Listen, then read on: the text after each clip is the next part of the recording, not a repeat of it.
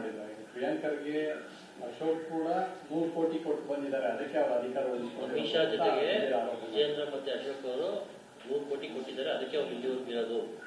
ನಾವು ruling party ಅಲ್ಲಲ್ಲ, ನಮ್ಗೇನು ಯಾವ್ದು ಪೋಸ್ಟಿಂಗ್ ಬರ್ತದ, ನನಗೇನು ಟ್ರಾನ್ಸ್ಫರ್ ಬರ್ತದ? ದುಡ್ಡು ಕೊಡ್ಬೇಕಾದ್ರೆ ನನಗೇನು ಟ್ರಾನ್ಸ್ಫರ್ ಬರ್ತದ? ನಾನೇನು ಟೆಂಡರ್ ಕರಿತೀನ? ಹಾಸಿಗೆ ದಿಂಬು ಖರೀದಿ ಮಾಡ್ತೀನ? ನಾನು ನೀರಾವರಿ ಯೋಜನೆ ಖರೀದಿ ಮಾಡ್ತೀನ? ಬರೋದು ಅವ್ರಿಗೆ.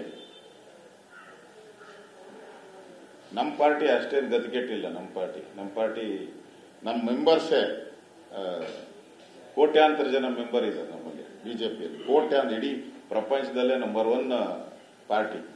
ನಮ್ಮ ಕಾರ್ಯಕರ್ತರು 10 ರೂಪಾಯಿ ಕೊಟ್ಟರೆ ಸಾಕು, ಇಡೀ ದೇಶ ಚುನಾವಣೆ ನಡೆಸ್ಬೋದು. ಅಷ್ಟು ಸ್ಟೇಬಲ್ ಇರುವಂತ ಪಾರ್ಟಿ ನಮ್ದು.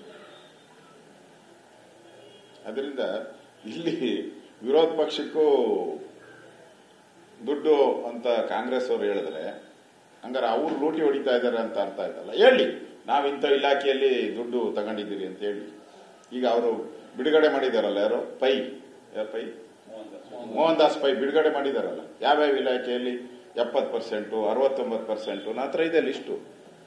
ದಯಾನಂದ್ ಪೈದು ತಗೊಂಬಪ್ಪ, ಅದು ದಯಾನಂದ್ ಪೈದು, ಮೋಹನ್ ದಾಸ್ ಪೈ ಯಾವ್ಯಾವ ಇಲಾಖೆಯಲ್ಲಿ ಎಷ್ಟೆಷ್ಟು ಹಣ ಅಂತ ಅವ್ರು ಹಾಕಿದ್ದಾರೆ. ಅವ್ರೇನನ್ನ ಹಾಕಿದಾರ?